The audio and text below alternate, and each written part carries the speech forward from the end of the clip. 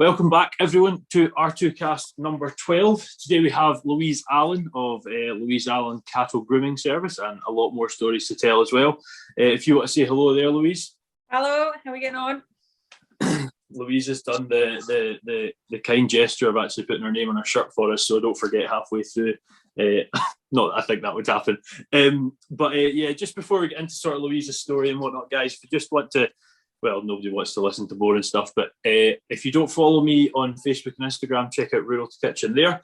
And also subscribe on YouTube, which is Rural to Kitchen. It was Rural to Kick then for a while, but I didn't realise until a couple of weeks back. Subscribe on there and you'll find the podcast there, and the other best place to find them is Spotify.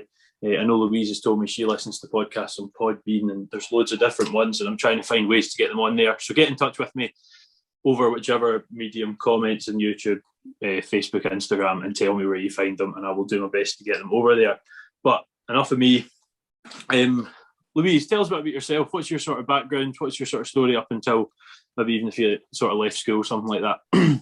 So I am obviously Louise Allan. I am 27 years old. Unfortunately, I'm 28 next month, and I originate from a small beef and sheep farm in the southwest of Scotland. So I come from a farm called R2Kast. It is run by my mum and dad. We run just over 100 ewes, which are a mixture between kind of 3/4 Texels and mules, which we put back to the Texel, and we're finishing lambs there about 41 to 44 kilos. Everything there is going through Craig Wilson Market as well. We have quite a good reputation for good lamb. And then we recently made a slight diversification in our farm as well. We moved from a complete suckler farm to pedigree shorthorns, which was always a small dream of the families, was to have this small pedigree herd. And we bring on young stores to a slightly higher store finish and weight. And again, they're sold back through Craig Wilson.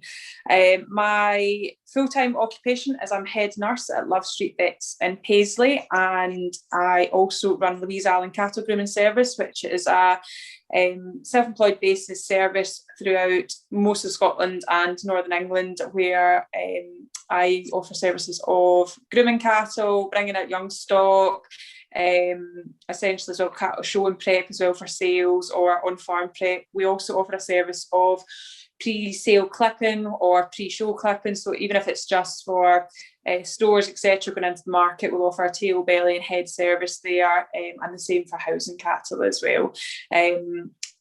I was educated at Carrick Academy, and I left there in 2011, and then I went on to Barney College.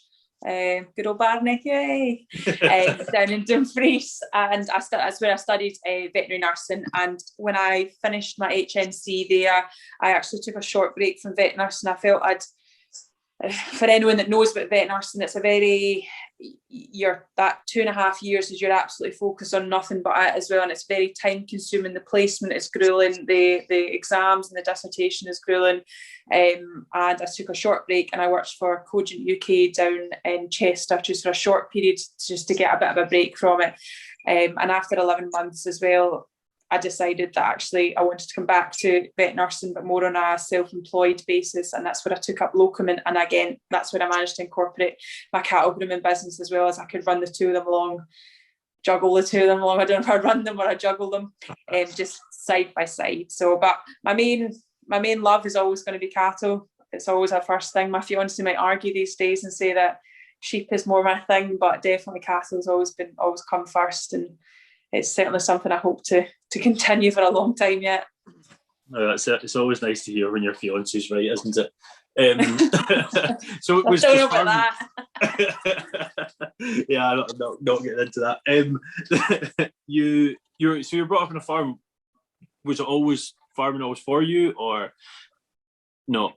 You know. Oh, I think so. I mean, I think my parents would tell you when I was younger as well. I have a brother and sister, and my brother was very much, if you showed him a cow, he had no interest, and he went straight for the tractor. Whereas Alice and I were more towards the livestock side of things. And as I got older, I found myself taking more of an interest in not just the fact that there was cows and sheep there, more to do with the business side of things, and and like I said, with the diversification we made last year with Shorthorns as well, that was a complete breed change for us. We went from being limousine terminal sire over the top of our circular cows, and we changed to Shorthorns and stuff as well. Just we saw a big change in our lifestyle and things, and we thought, well, let's ease things. Well, let's look for a breed to go in there to go forward with, and that was something I took an interest in. But yeah, from a young age as well, it always had to be cows. And when I got the showing bug, I mean, most show people you'll hear when you get bitten by that bug, it's a drive. You just can't get enough of it, and it's something you're always striving to do better.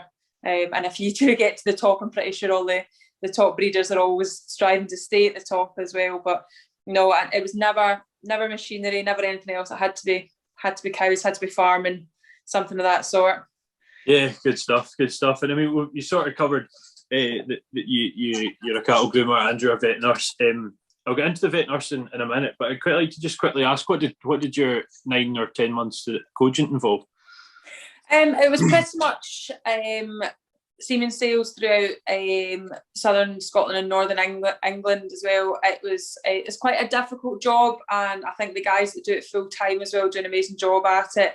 The beef market, they were trying to bring that forward and things. They had a great selection of stud sires there, but we found as well the trouble with that market there, and as a sales rep as well, and somebody who's trying to advise people on cattle, that beef farmers aren't like dairy farmers as well. Dairy farmers constantly need that supply of semen going through for their cows, whereas the beef ones as well, they weren't servicing cows all year round. There was more that main autumn service and spring service, kind of April and October time, and I think that was one of the reasons I decided that it maybe just wasn't fully for me. I just maybe needed to come away from it, just because I wasn't getting enough from the job. I mean, I think they're an excellent company and they've really driven the market, especially with the Holstein side of it. They've worked well with all the other major companies, especially in America. But there was a lot of travel involved as well. You were doing a lot of conversations with farmers and things as well, and trying to see how their setup was as well. Was AI suitable for them as well, or were they easier running a bull out over the top of it? So a lot of that time was spent. I was quite young at the time as well, so that again,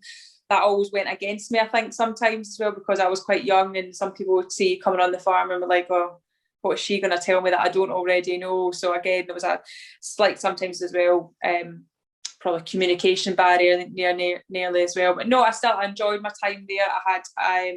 I attended one of the main conferences out in Marbella where they were bringing on new products for the Duke of Westminster, and I think they're a great company with a really bright future towards it. And if you ever get a chance to go to the setup down there, their setup is fantastic. Their bull stud itself is phenomenal. The bulls are immaculate, absolutely immaculate, and they have areas for them to exercise, and they have places for them as well, so they can keep them clean. They're exceptionally kept as well, and definitely worth a visit if you ever get the chance to go down there and see the setup for that lot.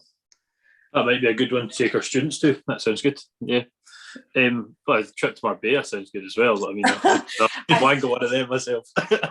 It was very, very professional and stuff until the end of the whole trip and stuff, and then there was a lot of mojitos and stuff, and it was just a great trip, a fantastic trip as well, and kudos to them for taking that amount of employees out in one go and having them all sitting in one room. Yeah, fair dues on that one. You said you went to Barony to study vet nursing, and it was quite intense. What sort of hours were you doing on placement, and how did the sort of placement work? So your placement, they expected you on anywhere, I think, I can't remember off the top of my head how many hours it was you had to complete in a year.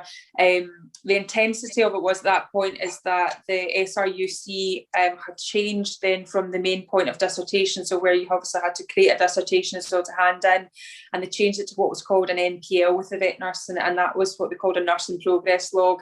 And at that time, it wasn't quite perfected, so there was what they call tasks into it, and there was 365 tasks you had to complete online, and they had to be demonstrated to you, you had to demonstrate them back, and then you had to perform them to a certain standard as well, where that your clinical coach essentially felt you were at that standard, but you could work your butt off and stuff, and just never be just quite there as well, where they felt confident that you could do that on your own.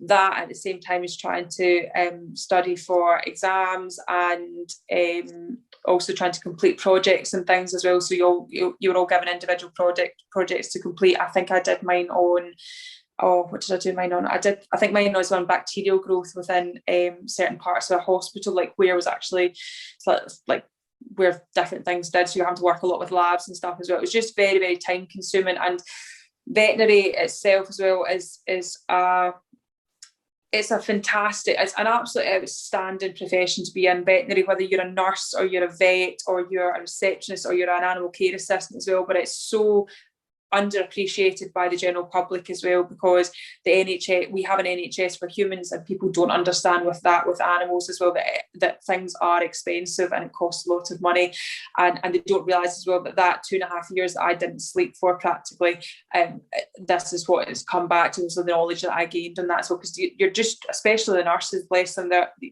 you're given 2.5, maximum 4 years, I think, if you do the degree, to drill information into your mind as well, that you make sure that you're making correct decisions for an animal, essentially. So I mean, you always have backup support, but it is so time consuming and exhausting is probably the best way to work, but the actual job then is so rewarding. I mean, you get days and things you think, why on earth am I doing this? And then then something happens, you see an animal that is on death's doorstep manage to go home or wag its tail or eat for the first time and stuff, and you realise why you love your job. But it's a big thing with veterinary. I'm a big ambassador and believer in positive mental health and things. So if anyone's listening to this as well that's ever had that experience with vets and things as well, it's unfortunately I think it's the second highest suicide rate in the UK because of things like this. I don't think people understand actually as well how much pressure that they're put under, and like I said, most of it comes down to the fact that people don't understand the costing behind what it costs to run a veterinary practice and things as well, and to take that knowledge from a vet. But no, I would still recommend it to people if vet nursing was ever a project in their it's a rewarding thing to go into. That the NHS point I'd never considered, because we're so lucky with the NHS, and the fact we don't understand that what we're getting costs so much money, and then you just sort of translate that over to veterinary. You just assume, well, that should be free as well. I never considered that mentality and the sort of those using you, custom. That must be quite tricky to work with, actually. Yeah, I never thought of that. And then your suicide statement there. I mean, we hear high of people working on their own and whatnot in agriculture, and it's high in agriculture, too high in every industry if there's one. But I never thought of that either. I mean, just for those listening, and yourself, Louise, if you want to listen to this as well, this is R2Kast 1214. We'll be with Stephanie, who's the Farm Safety Foundation leader, the Yellow Wellies person. She'll be talking a bit about that if you're interested in mental health and agriculture. So just a bit of a slight caveat there. But the placement sounds intense, but at least once you're done, you're gonna have covered a lot of stuff for that stage. 365 tasks. That's mental.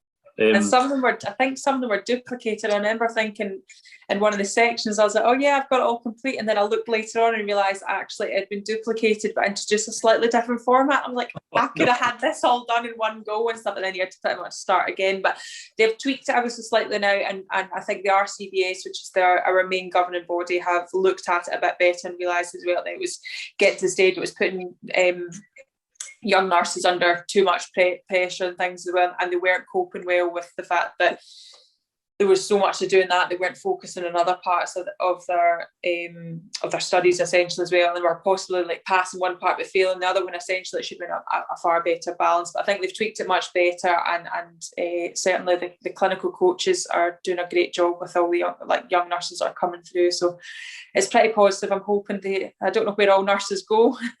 I've just taken on another fantastic nurse to work alongside me and stuff, and how I found it I don't know, because it's a maze looking for nurses at the moment as well. Nurses and vets is getting to be a very, very fine fine era at the moment as well, and it's very I mean, for any guys listening as well, like, don't worry about being a guy and deciding you want to be a nurse. I've worked with some great male nurses and some great male vets, but it seems to be getting to be a very female dominated industry again. I don't know why that is, but I don't think anyone should ever be afraid just because they're of one sex to try something a bit different.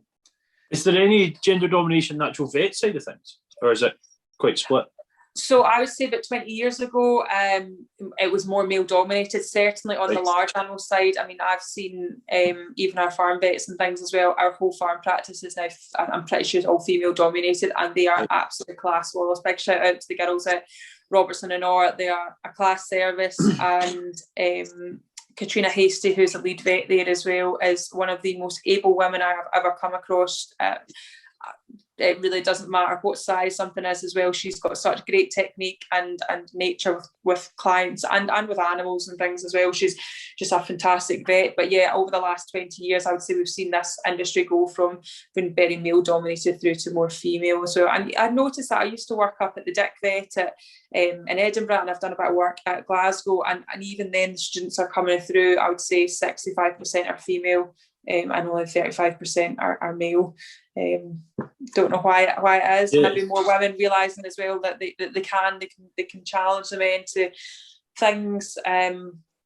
Certainly, like I said, back on farm and whatnot as well. If you've got a big calving as well, I trust the girls at Robinson and Orr that they'll get a live calf out as good as any man would ever would. They've got the strength there, and they're not afraid to ask for help either. I think that's another thing that's quite good with with any sort of vet, a vet that's willing to ask for a little bit of help if they need a hand lift a calf out from a C-section or needing a bit of help get something out. Yeah, I think it's a good thing for somebody to ask for that bit of help. We're all in it together at the end of the day, aren't we? You know, working with each other's strength. Yeah. Just sort of focusing in on your actual day job there, Louise. What's a day in the life of Louise Allan like? Oh, a day in the life of Louise Allan. So it's very year dependent, depending on what time of year we're at as well. So right now, in a normal year as well, I would have cattle for shows and things throughout the summer. So very much the whole day is spent around them. They're feeding timings as well. We feed small regular meals to encourage good gut flora and good gut health. So it would be an early start in the morning to get the first feed into them.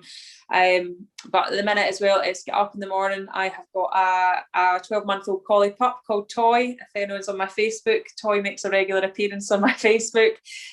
So I run her first thing in the morning. She's just not quite there for training yet. She's doing well, but she's just about ready to go and start being a big girl.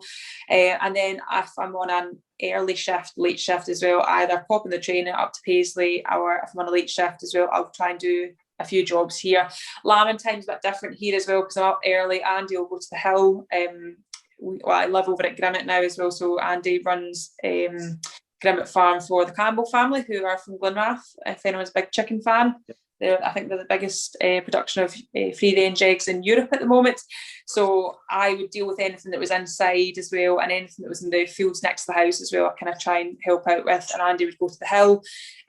But like I said, if there's show calves and stuff or things over, get the jobs done here, over to Arnsau, sort the stuff out there, and then it's a day up to work. And work is an 8-hour day.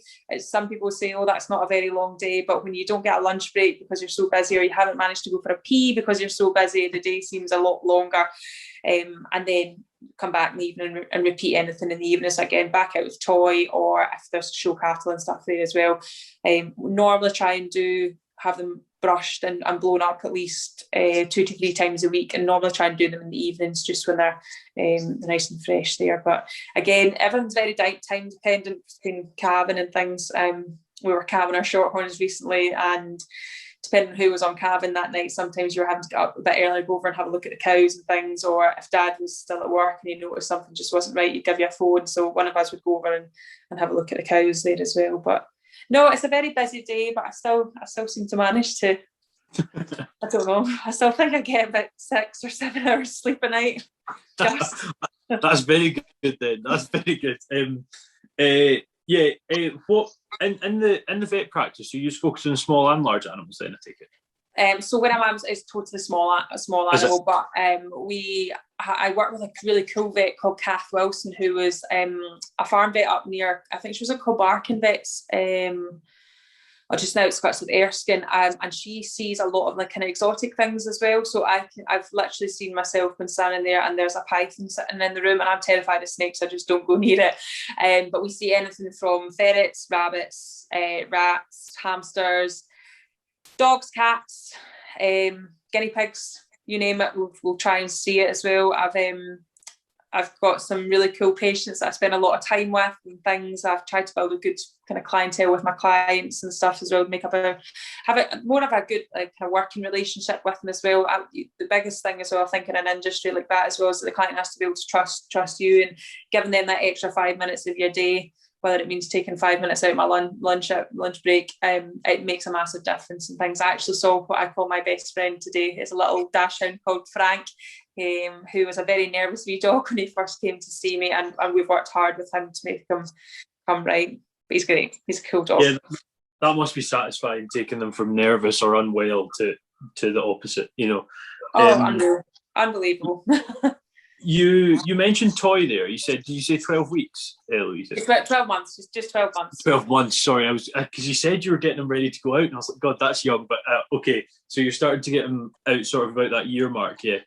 Yeah, so she is. Oh, she. Sorry, months. she. That's fine. She's got a couple of brothers and sisters who are just at the trialing stage at the moment.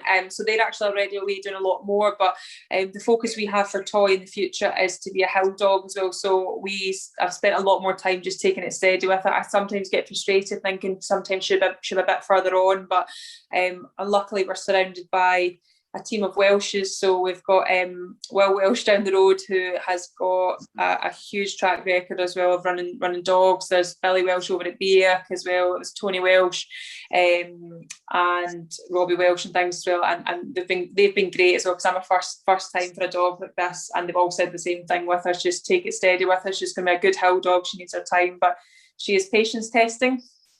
She has tested my patience more than once. She was quite funny actually. I think that's when they're young, we keep them in the house just in their crate, teach them good house manners, just in case anyone became unwell. The farm dogs can come in the house. We said one night, let's take Toy to the beach. That was absolutely fine. We took her to the beach, and she has no interest. Toy has no interest in the sea or sand or anything as well. What she was more interested in, there was this group of swans. And I was like, why is she so focused on the swans? And I think she thought they were like sheep, and she was trying to round them up into a group. And I was like, she's going to end up getting pecked by this swan. So she gave up on the swans. Well, so she found a group of children and rounded them up instead into a pack. And I think they were a little bit scared. I mean, this tiny puppy's running circles around them, like trying to put them together. And I'm going, I don't know what to do with this dog well, but she's totally focused on she doesn't care about toys or teddies or anything. A Kivex and 8 bottle seems to be her favourite thing to play with if she wants to play. But yeah, she's just not quite ready to go. But hopefully in the next month or so as well, we'll be seeing her fly yet. She's cool. She's a pretty cool dog. It's never the toys you pay £100 for, is it? It's the bucket or the box that it comes in, you know. No, she sleeps in straw now. She's an absolute toad. I bought her a really nice bed from Three Peaks. I thought that's really nice, a really tough bed. She ate it within the first week, so she now looks like a homeless dog as well on her little straw bed. And she sits and pretends she's homeless, and I'm like, you ate your other bed, you're not getting another one. Oh, very good, very good. Well, Louise, you've jumped into cattle grooming. How did that come about? Was that just doing it a bit at home, or did you just go off the farm and start that? Oh, when you sent me through some of the bits and bobs we talk about, I had to have a real think about actually how this all came about. So I used to do a wee bit of help next door with the next door neighbours' dairy calves, and I always remember being I think I was at Dalrymple Show, and Hugh Dunlop was there with Stuart and Jacqueline, and they had a couple of like really smart beef calves, and I was kind of like, I really, really liked the look of them. I really liked, I don't know, I remember it being quite a nice day and stuff, and I was only about, I think, 12 at the time as well, and I remember like the kind of sun on them as well, and they really kind of glittered and things. I think actually one of those calves went on to do quite well at Smithfield, and that kind of like, it got it into my idea that that's what I kind of wanted. So when I was 14, I bought mum and dad a calf off mum and dad for the Young Farmers Rally, and I bought it back. Now, to me, he was the best thing in the whole world, and we got to the show, and he was second last in both of his classes, and it was so weird because the calves that were last the calf that was last in the first class actually won the second class, and the calf that was first in the first class was last in the second. So it was quite funny as well. And I was determined from that on, a stage on as well, I wanted to do better than that, and I wanted to go from there. So I sold him on, and I managed to buy a better calf. At this point, Alice was kind of looking into it as well. She was kind of saying, "Oh, I kind of like the idea of this," and the two of us would put together that we couldn't really afford to buy anything hugely fancy, but what we were purchasing was making enough profit that we could always upstage from there. And then I did quite well with I had a couple of really, really smart commercial cattle that did well at the Beef Expo, and they did well at Live Scott and a few other local shows. And from then on as well, I was watching how people were clipping, because I really wasn't very good. I mean, some people might say I'm not very good at it still, but I was watching how people were clipping, and I really wanted to get better at it. And I found myself I kind of asked around for a little bit of work as well. I'd had some great tuition as well through the Young Farmers, which has been a big thing with cattle dressing. But I kind of asked for a little bit of work at bull sales and stuff as well, and I got a bit better, and eventually I started to make quite a good name for myself with it. And then it got to the stage actually I was thinking, actually I could probably make something out of this. And then I went down. When did I go? So Mike and Melanie Alfred were having quite a big sale with females. I think that was 2017. Yes, it was 2017. And Mel invited me to come down and live at Foxhill and bring on the heifers and stuff and get them sorted out. So I went down with them there, and then I came back up when the heifers came up to their farm at Dumfries. I came and stayed up with them there. And that was the moment, 2017, I said, I'm going to make something out of this. So we had a great sale that day, and then I got regular work with Foxhill. I did 3 full summer seasons with them, and then I got some bull sales, whatnot here and there. And now I take regular bookings and things for all the major sales and whatnot. I've got some bookings for October, I think, which I'm still trying to work into my diary. I've got 2 cattle to cut this Friday, or Saturday, which I've no idea how I'm going to have time to do, but we'll get there. And even into next February, I've got bookings for next February and next May already. So I mean, it was a really slow process to start with. Couple of people again as well that, I mean, we're not from a big fancy name for cattle and things as well. We come from quite a humble background and things, but it just was a case of like keeping pushing on and working with what you had and getting better and better to the stage I have a nice diary of clients that I love working with, and I'm always happy to take on new ones, so it's quite exciting. And like, just because you don't come from whatever is deemed as perfection or whatever, doesn't mean you can't get to that level. It's not, know, and people should listen to that because it's so obviously and anyone that wants to do something, like even if it's not to do with cattle dressing, if it's to do with sheep or pigs or anything as well, if you really want to do it as well, don't be afraid of it. Like, go in with 2 feet and go for it. I mean, my sister Alice as well will show you some horrific pictures not that quite long ago either as well, of some shoulders I've clipped in cattle and stuff, and I'm thinking, how on earth have I still got a job doing some of these? But it's one of these things, if you don't go in and learn from mistakes, you'll not get much further as well. You've got to bite the bullet with something as well, but learn to take criticism and learn to take it well. It was something probably for a long time I didn't take very well. I struggled with taking criticism, and especially when I went down to work for Mel, and I realised actually a lot of the things I'd been maybe not just doing right as well, and I saw how I could be doing it better. So that was a big learning curve for me, was learning to take criticism better, because I think it's something as humans we're quite bad at as well, as when just because someone says you're not doing something right doesn't mean to say you're doing it wrong. It maybe just could be done slightly better. Yeah, and 99% of the time when someone says you're not doing it right, they're doing it to try and help you, unless they're just being nasty, but that's very rare. No, absolutely. So, cattle grooming career, any top moments, maybe any lower moments? Where's it taking you all over the UK? I have been from top of Scotland to the bottom of England. It's literally, it's taken me everywhere in the UK. It's taken me over the water. I've been in Southern Ireland, I've been in Northern Ireland. I would jump on the band on a chance to get over to Canada or America as well to work, or even not even work as well. I think even just like stand and hold a comb for some of those top studs over there. just to learn. Like your top moments is always going to be your own locals and stuff. So local shows are essentially what builds your big ones as well. You need to win your locals before you win your biggies. I won my own local in 2018 with a bullock. I actually put up champion earlier on that spring.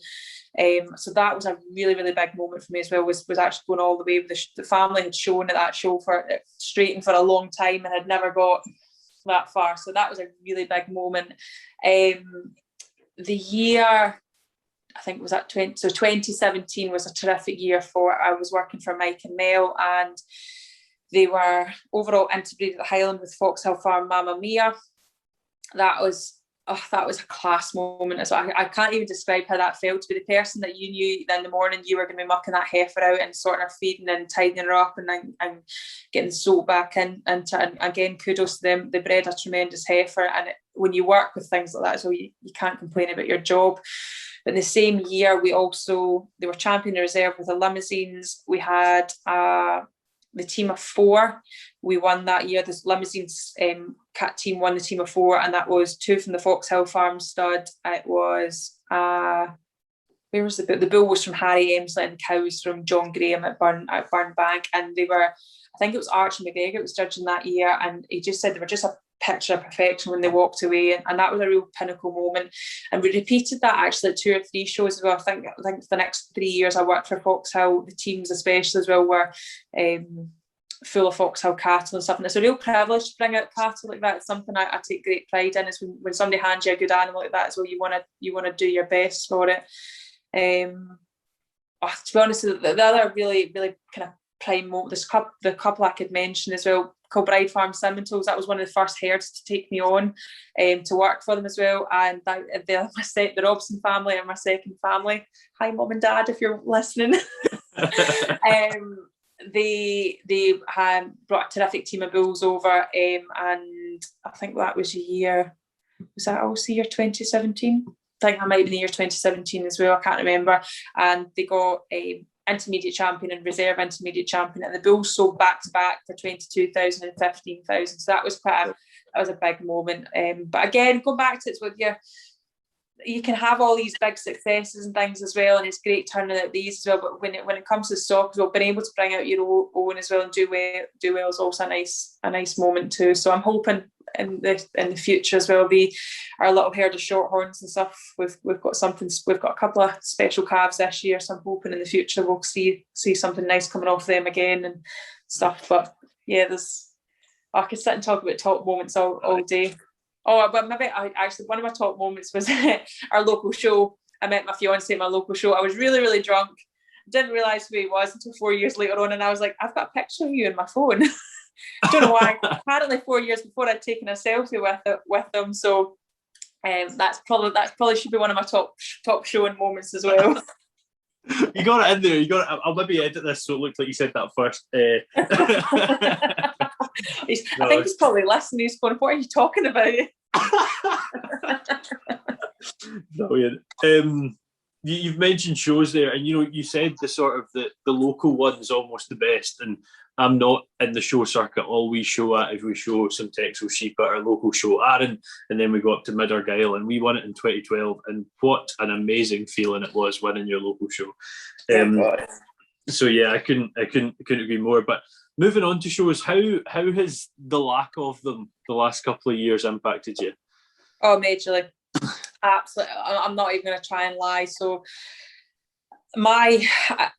before I took on the full-time position as head nurse at Love Street, so I was fully self-employed, so I could take on nursing work on a locum basis, and then most of the time as well I was away at shows and sales essentially as well, getting on. And when the first show started to get cancelled with COVID, you started to see a decline. Like, I was starting to worry about funds and things, as how I was going to pay for things, essentially where my income was coming from. So I was doing a bit of bits and bobs and things and whatnot. I found myself taking on just local nursing work where I could and whatnot and things. And that was a massive thing. And I think for any freelance stock person as well, like, it's it was a really, really hard thing to swallow. And we were, I think me and the rest of the team that were out and about were so grateful for the customers that we did have that were still relying on bills and things to be broken for the sales. That was a big thing as well. But yeah, it was major. I would say that was probably a really hard pill to swallow. Every time the phone went because the show was cancelled, you worried a little bit more and you panicked a little bit more.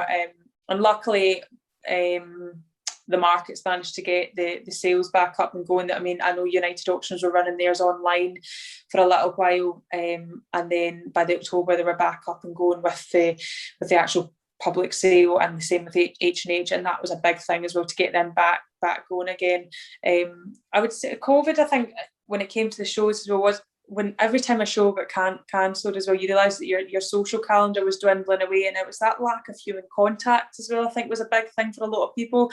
I mean, most kind of freelancing people are quite sociable and stuff, and you're used to going out and about and seeing a lot of people, and all of a sudden when that's taken away from you and you're not maybe seeing the same amount of people, you found yourself nearly in your own little bubble, and you didn't really know what to do. And I found that as well, that there was a lot of people who kind of struggled with talking and things for a while, like worries over work and whatnot, and then worries over family and things. And I think COVID had a lot to answer for and played a big part in a lot of things like that.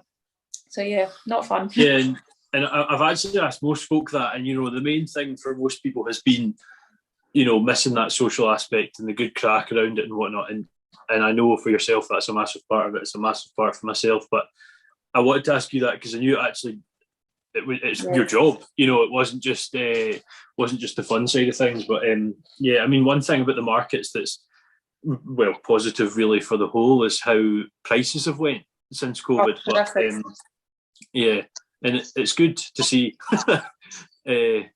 So yeah, but from a missing shows, it's been strange. And on shows as well, the first time I think I probably ever saw yourself was you did a lot of training and performing with a lot of the folk I went to uni with, Jess, Mary, that sort of thing.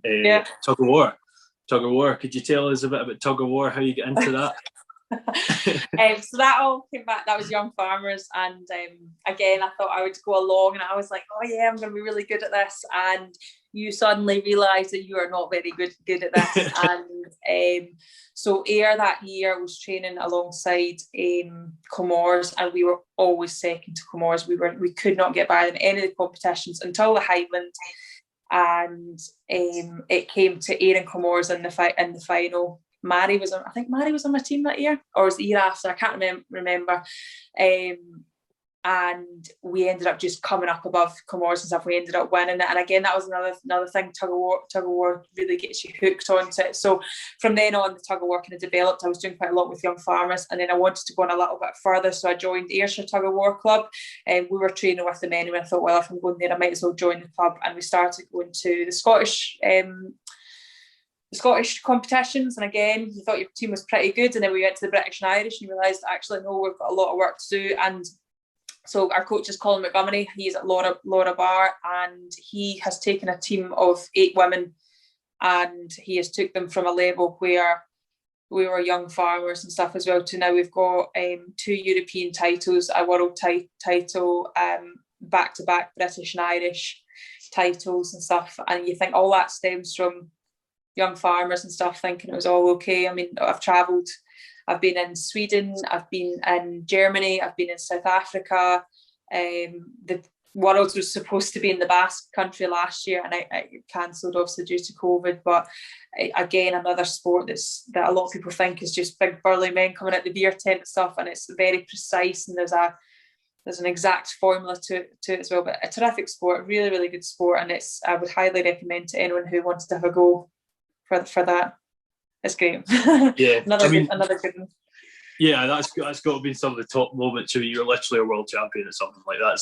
That's quite surreal. Oh, we were, the field, not the field essentially as well, the place where they had the competition on as well had oh my god, what's it called? Table Mountain in the background. Oh, really? Pulling with this amazing amazing sight in the background, and then you had the sea out in front, and you could see Robben Island, and Cape Town was just up behind you. I mean, South Africa was an amazing experience, an absolutely fantastic experience. I don't think you could ever top it. And then to go next year, the year after, so we went from Europeans, we were winning the Europeans and Southport, and we went to South Africa the year after and won the Worlds. We won the Europeans, Worlds, and then the Europeans again, all back to back at club level. And then we were silver at Europeans. We were on really hard fourth at the Worlds as well at international levels. That's when you compete for your country. And then back to being silver at the Europeans again the year after. We were just pipped at the post at the last Europeans as well. It was us against Switzerland, and it went an end of piece. And in the final end, the rope wasn't moving, but it just happened to be that all 16 women that were on the rope were all cheating essentially as well. And Scotland, unfortunately, I think we were just cheating a little bit more, or the judge caught us cheating a little bit more, and they awarded the gold to the end to Switzerland. But no, Switzerland even admitted then that they don't think they were the better team. It was a very even match. But no, a terrific sport, and one that's got a really, really big place in my heart and stuff. And I've got a lot of time for anyone who wants to ever get into it. Yeah, I mean, aside the cheating, it sounds like a lot of respect in it as well. Oh, so much respect. I mean, when I went to my first World Champions in Championships, we were in Sweden. We came away with a bronze that year, and I think Mary was with me that year as well, actually. And you were on top of the world with having that bronze, and no one really. Scotland men's team were absolutely top. They are still top of the game. They're the best team in the world for indoor, but the women, the outdoor teams were just kind of coming through, and nobody really knew who the Scotland women's team were. And when we went back to the Europeans after, you heard the Swiss and the Netherlands and Chinese Taipei over, like, where did this Scottish team come from as well? And you've seen so much respect come from to the Scottish teams now. From other countries, all these big countries as well, where tug of war is essentially nearly a paid sport. In some of these countries, it's there's scholarships and things for it out in China, at the Chinese Taipei, and I think it's Chiang Mai, they have a scholarship for it. And it's amazing as well, like the number of friends you've made all over the world, and people actually you keep in contact with as well, that I love seeing doing well in their home competitions and stuff in Holland or in Switzerland or in Sweden, and I think it's terrific. It's a very humbling sport. It's not a lot of cost in it, and at the end of every match as well, you shake hands with the person and you have great respect for the team at the other end of the rope. I mean, the regimes that some of the girls were in, I mean, Lauren was one of the other ones that I was at uni with. The regimes were phenomenal, and halfway through student life, it was quite different to the rest of us, it must be said. What about Young Farmers? What else have you done through Young Farmers? I think I've tried a little bit of everything, if I'm completely honest as well. I've done the cattle dressing was always, again, one of my main things. Love a bit of cattle dressing me. Tug of war. I've competed in the rally regularly. I've done quite a lot to do with athletics. I never really got into the hockey side of things. I did have a go at netball once. It didn't end well. I got sent off for being too aggressive. So that was kind of the end of that. I didn't really understand this 3 feet thing, why I had to be 3 feet away from somebody when I was trying to get the ball. Nobody kind of got that, so I was sent off for that. But it's another thing. I humbly encourage everyone, if you get a chance to try Young Farmers, find out about your local club, get in touch. You learn so many good skills behind it as well. I make a great group of friends. I find a great organisation, and SAYFC should be so proud of the way that they have created this fantastic organisation within Scotland and brought it forward the way they have. It's such a humbling thing to be able to be a part of something like that. Concerts was another great thing. If you've got a bit of talent as well, don't be afraid to get up on stage. Talent spot, really competitive as well. Obviously, there's a good few barn dances still going as well. We're known for being a bit rowdy, but they're good fun. But a great thing as well. The netball, I'm going to start leaving that to people with maybe a bit more delicacy towards that. Don't think maybe I should have tried hockey. Maybe I would have been better suited to that. Well, maybe not, given the anger with a stick, Yeah, the young farmers one, I would totally back that up. I mean, I never really fully joined a big young farmers club, but we started our own on Arran, and I was only really here for 2 or 3 years. But it was, you met folk even in that small area and got some opportunities through it. And SAYFC, as you say, is it's not just what we think of the young farmers. It's not just a bunch of young farmers running around doing whatever. There's so much to it. So yeah, it's a big charity. There's a lot of charity work goes on through it as well, which is really good. My sister was secretary last year, and they organised what they did. I think they did it was a Christmas Eve dip. Essentially, they ran into the sea on Christmas Eve, and I was like, "You're mad! You're absolutely mad!" And they were there for ages in that water. It was absolutely freezing. I think they raised 2,000 for Ayrshire Hospice, which is another charity that's really close to the hearts of a lot of Ayr Young Farmers members. I know that Crossroads Young Farmers at the moment, they are offering to sheet people's silage pits. Just for a small donation towards the club, just to help keep the club going. I think who did one recently?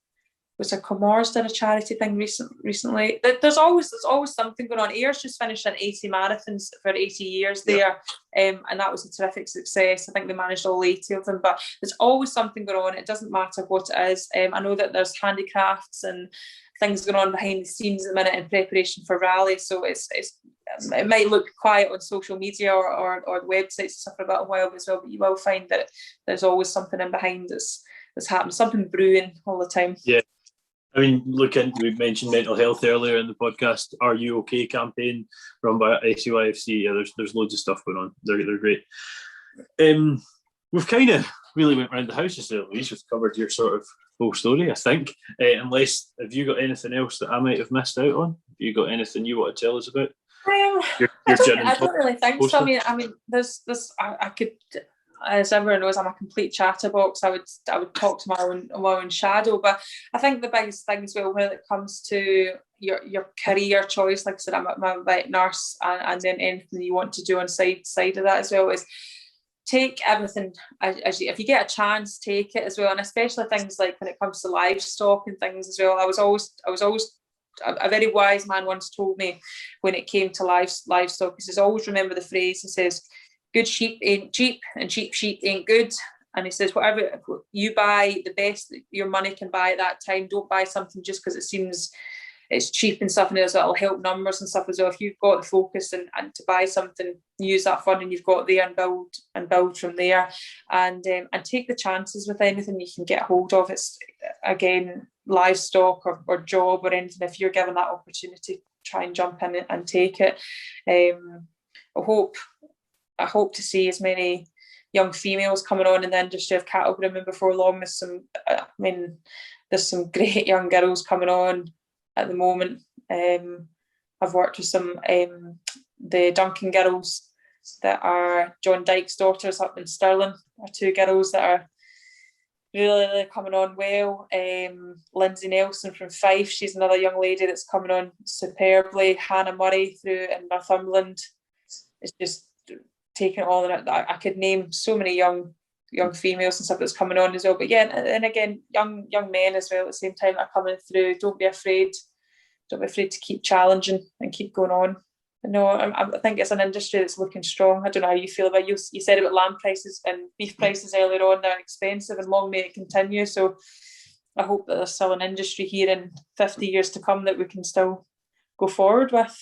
Yeah, hopefully. I mean, we could get into a proper political and ethical debate over what will happen in 50 years, but you're seeing sort of the young groomers in that, Louise. I mean, as the lecturer in my 9 to 5, I'm seeing so many young enthusiastic folk that I see a very bright future, and hopefully that is what comes through. But for those of you that are listening, Louise is just sort of showing she's a bit of a seasoned interviewer. I have interviewed Louise before, and this will go live the end of June, so it'll be almost 11 months ago. It was the start of August I interviewed Louise before, and the last 2 questions I always ask is, where do you see yourself in 5 years? And if you had any tips for coming into industry, what would you be? But Louise has answered the latter of that one already.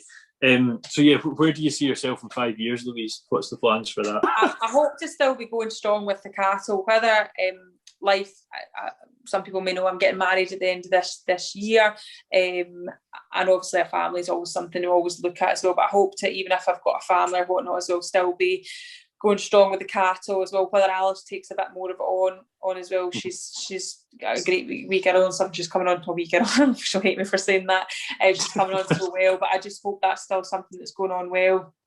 I'd still like to be doing quite a lot of nursing. I don't want to take up too much of the clinical manager side. I'd like to still be very much as well a leader, as a head nurse and leading a team of nurses. Just still farming. That's probably the biggest thing, is still being a little piece in this massive jigsaw of agriculture. That's probably the biggest thing I'd like to be in 5 years' time, and working towards, again, striving a really good future for young persons and coming through. I mean, obviously, I'd really like to be a millionaire. Like, I'm trying with this. If in 5 years' time I might be a millionaire, we'll keep trying the Euro Millions. I mean, to buy more of the gin that you've got on your poster there. Absolutely.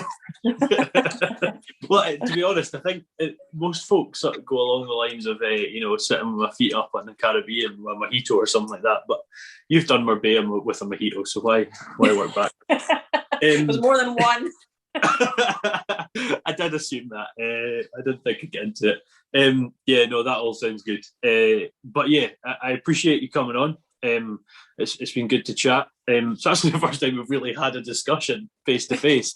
Never actually spoke to you, so it's quite nice to meet folk and that, even though I've sort of spoke to you for a few years. But it's been good. I hope you've enjoyed it. Thank you. No, not at all. And good luck with the wedding. Hope that'll... Grand. We'll see you all later.